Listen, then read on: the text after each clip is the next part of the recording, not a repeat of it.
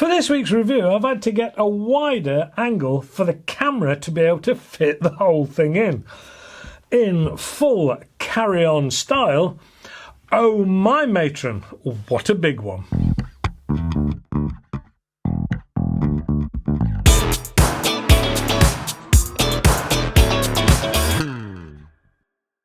Hello and welcome to AAR on Air. This week it's the Remington Thunderjet, and blimey, at 1245mm or 49 inches long, it's nearly as tall as Mrs. AAR. It tips the scales at 3.77 kilograms or 8 pounds 5 ounces, unscoped. At this point, it's worth mentioning that if you're wanting to carry this around all day, pest controlling, then you may want to fit a sling or consider your options. But if you're looking to use this for some sit-down target work or the like, then that weight can actually become an advantage, giving you more stability. This is a gas ram brake barrel, and if the chamber is as long as it looks, then it should be quite capable of the 12 foot-pound limit here in Blighty, and even more where allowed. That we will naturally take a look at a little later. So, where exactly is that length on this rifle? Well, the barrel is a claimed 17 inches long, which means there's around 4 inches more of silencing on the end of the barrel. And to be fair, it does a pretty good job of keeping things respectably quiet. Or maybe it's just because it's a lot further away from my ears when I'm shooting it. There is no thread on the end to add any more silencing, but if you added any more, then you would be so close to the target, accuracy wouldn't even come into it. It has a rifle barrel, as you would expect, and this is the 177 caliber version. There is a 2.2 option available. Naturally, it is single shot, and breaking the barrel is made a lot easier, crikey me, with that length of barrel and shroud cover. The stock is polymer or synthetic, however you prefer to refer to it. There is some very light stippling to the forestock and the grip area, but that's more for show than wet weather grip. The rail on the top is dovetail, as is traditional on this type of rifle. But I can't help feeling a little disappointed because the image on the box shows quite clearly a Weaver Picatinny rail, which I feel does suit this more tactical looking version. The trigger is a 2-stage item and does look like it has an element of adjustability to it. There is an in-trigger safety a la Gammo. This being a brake barrel, so there isn't a lot more to show you from the outside. So let's get this over the chronograph, shall we, to see what is kicking out power-wise. Well, as you would expect, the first few shots were rather hot due to the dieseling effect you get with new rifles of this type. But after that settled down and using the standard 8.44 grain pellets, it saw 793 feet per second, which is 11.79 foot-pounds or 15.98 joules. You certainly can't accuse this of being underpowered. This does come as a package and includes a basic 3-9x40 scope, which even comes with a red and green illuminated reticle. It is the full reticle that illuminates, which gives a fair amount of back glare, as it were, but it will get you started and it will light up when it starts to get dark. It's probably worth mentioning at this point that this rifle does have quite a kick to it, and I wouldn't put money on the longevity of this budget scope on this particular platform. But it will get you started, and because this is more along the budget end, I'll use it in the target work. So, without further ado, let's get this out on the range, shall we? 40 metres? Here goes. That's a bit of a beast, isn't it? Crikey me. I've had to put the target further down, otherwise the barrel was touching it. Now, it is a bit long. Yeah, crikey me. It makes it dead easy to break and actually cock, yeah, without a shadow of a doubt. It's an odd thing. Some people are going to love it, some will probably loathe it. I find it quite comfortable, surprisingly comfortable to shoot. And as most of it, there's safeties in the trigger. As most of you will know, I'm not what you would class as a snob. I enjoy shooting all sorts of things. The only thing that does sort of infuriate me a little bit, and I know why they do it, they put a cheap budget scope in the box. It's a get you started kind of thing. It works, it does its job. I'm really wanting to focus it. There is no focus on it. There isn't, you're just not going to get it. There's lift off and screw turrets, and you need a screwdriver or a coin to actually change it. It's basic, it's very, very basic. I'm going to shoot with it just to see how I go, but the first thing that I would do is, if I was buying into any rifle really, is I'd put as good a scope as I could afford really. The only thing is, at the end of the day, this is a budget package, and as such I understand why people will just stick with it. Will it do it? Will it do the job? Don't know. Shall we find out? It's like looking up a flagpole. There we go.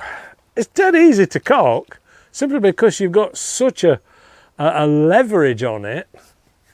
I'm trying to remember the Greek guy who was the fulcrum. Was it Archimedes, who was on about the fulcrums and the levers, and yeah, give me one long enough and I'll move the world. Anyway, enough of Greek mythology and history. Hey, up, the wind's getting up a little bit. See how we go downrange. Budget scope, Springer and me. What a combination.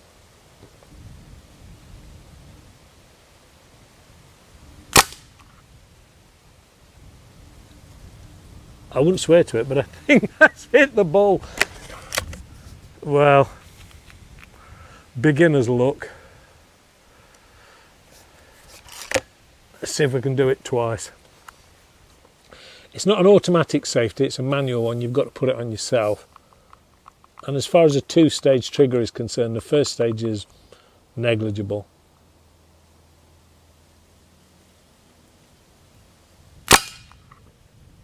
Ah.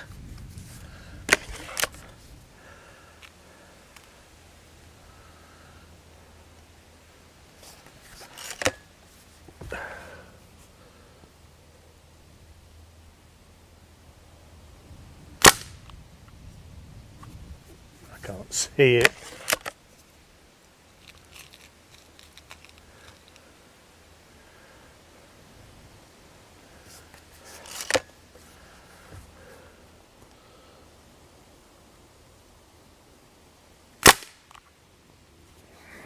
Doesn't seem to be doing bad for its little self.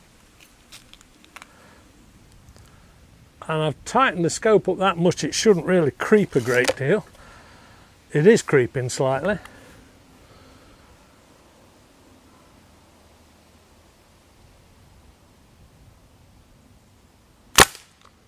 And before anybody says anything, yeah, I know about a locking pin in the mount, but this hasn't got one. So they're not really the ideal mounts for the job.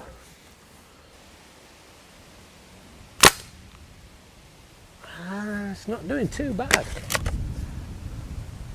Now would be a good time to stop so I look better.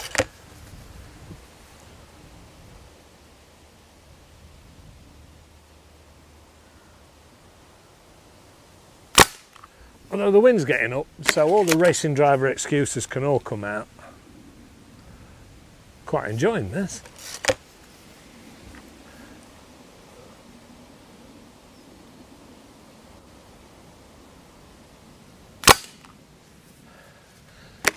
There is something quite therapeutic about shooting a Springer, I'll give you that.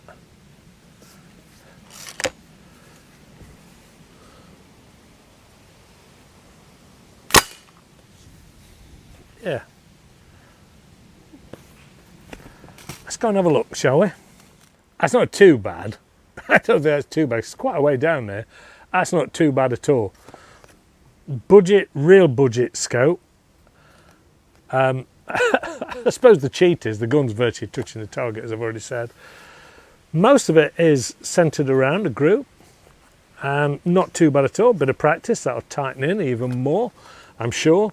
That's getting close to beer bottle top challenge territory, that is. The one there, obviously, my fault, completely out of the way, hence the reason carry on and try and get a bit of a grouping. I don't think that's too bad. And I don't think this is an expensive item, to be fair.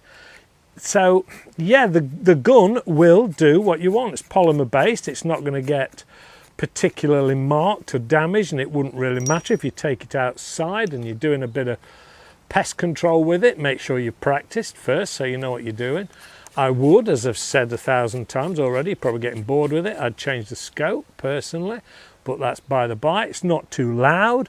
It shouldn't be. It's got 4-inch silencer on the end of there anyway, and most of the noise, usually from springers, comes actually from the gun itself rather than what's going out the barrel. Not bad. I like the safety. It works. It locks everything off. Trigger, it's a budget gun. Come on. It's not awful, but it's not too bad either. It's quite a broad trigger and it's got grips on it as well. Yeah, it's a budget gun. And to be honest, for the money, with those kinds of results, I don't think anybody's going to be too upset at that as a purchase, are they? Quite enjoyed that. Back to the studio. Well, as far as accuracy goes, for me, that's not bad at all. I don't make a habit of shooting break barrels, and so they often come as a bit of a shock when it kicks back. But someone who uses them more often than I do should get better results than that. I must say, it is a capable tool and bang up on the UK power limits. As always, you don't need any other filling methods, just a little elbow grease, and there's no chance of sticking magazines or the like. It will get you into the world of shooting with everything you need for around £235 UK, and at time of going to press, that price includes that starter scope. Now, at this point, it's worth mentioning that I put a video out and 4 years later somebody watches it and then complains that the price isn't the one stated in the video. Hence the reason I state at time of going to press. These things do go up in price over the years. You know, if it comes to comparing length down the pub, you stand a very good chance of winning with this Thunderjet. And it's not going to break the bank either. It's easier to cock with that extra long barrel assembly, but not a rifle really for the juniors though. Well, this has been another fun on a budget review. Please give us the old thumbs up, subscribe, hit the notification bell, and feel free to share. Check out all this little lot, and then there's the AAR On Air website. A big thank you to the guys at Vector Air for their help as always. And of course, a big thank you to you guys for watching and supporting the channel. Okay, this week's comment of the week. XDGHYSXVGT, which I can only assume is Big Jeff's internet passcode, or some hip language that an old dinosaur like me wouldn't understand anyway. Thank you for that, Big Jeff. Please stay safe and shoot safe, and I'll see you next week. Bye for now.